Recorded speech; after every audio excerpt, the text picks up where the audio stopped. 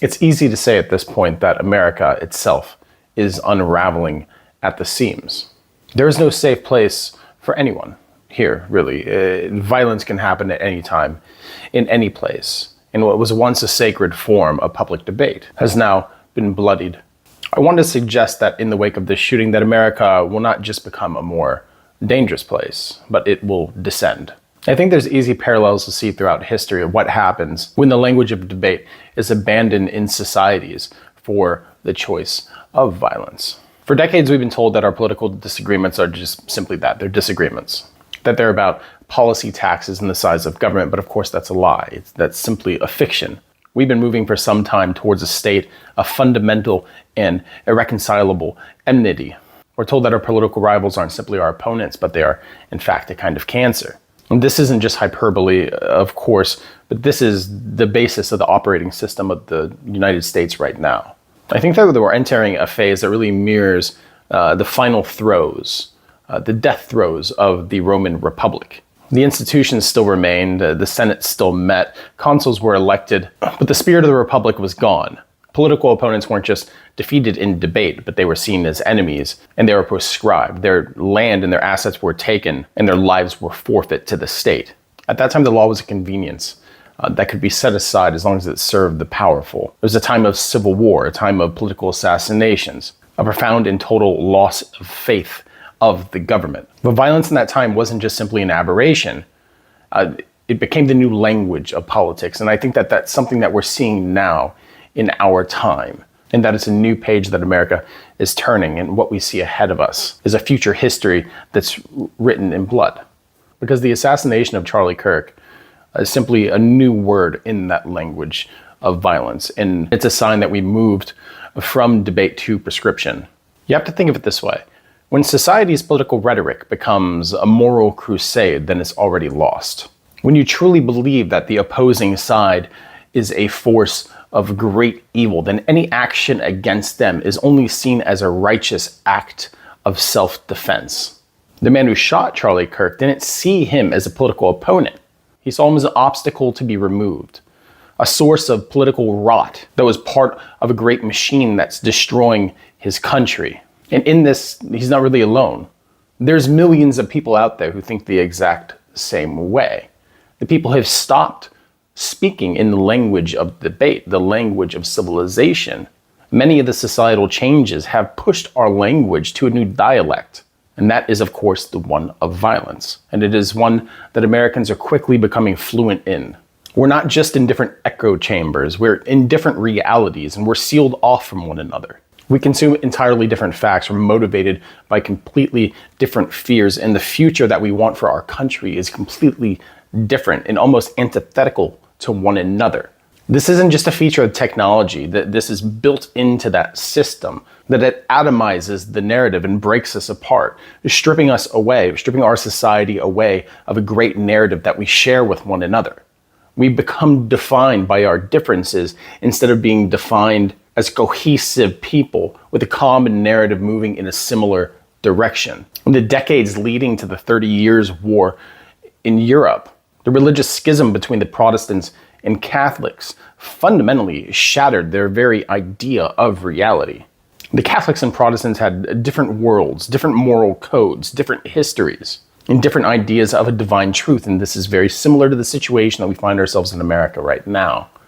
We don't see each other as countrymen anymore. We only see each other as political rivals and at worst as enemies. So we can be shocked by the scenes of horror that we see on our smartphones in front of us, but we shouldn't be surprised by the act itself.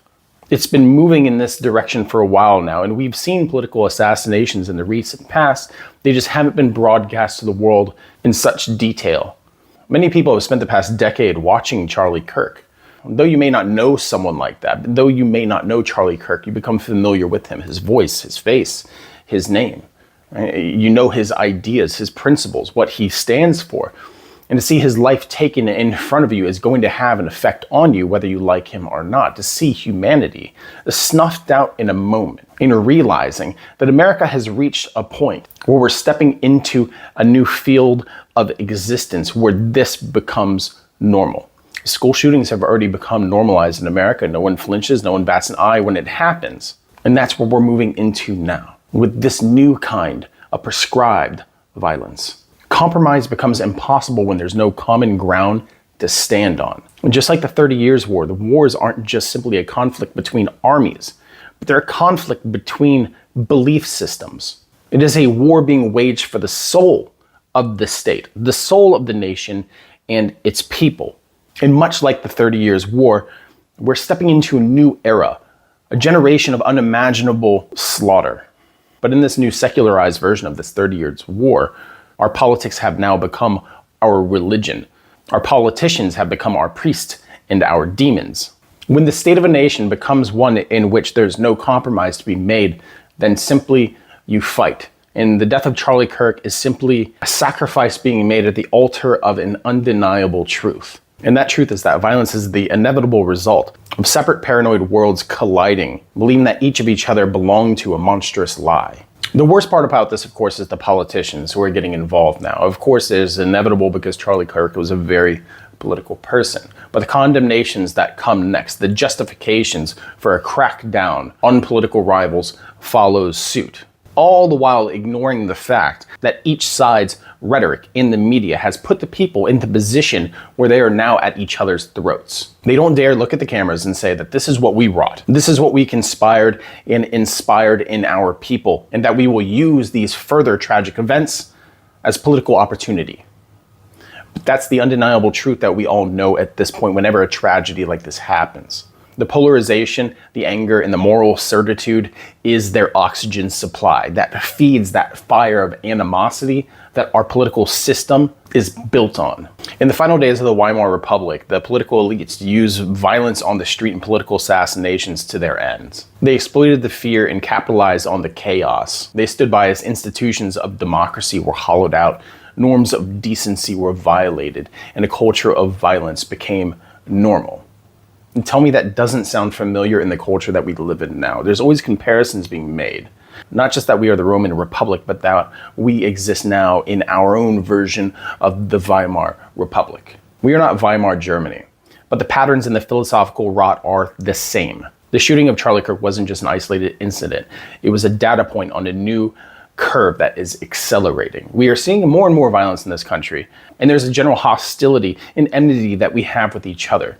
And as tensions rise in this country, and as the cost of living goes up, and as the hardship that we face on a daily basis escalates, that tension becomes palpable, and people begin to crack.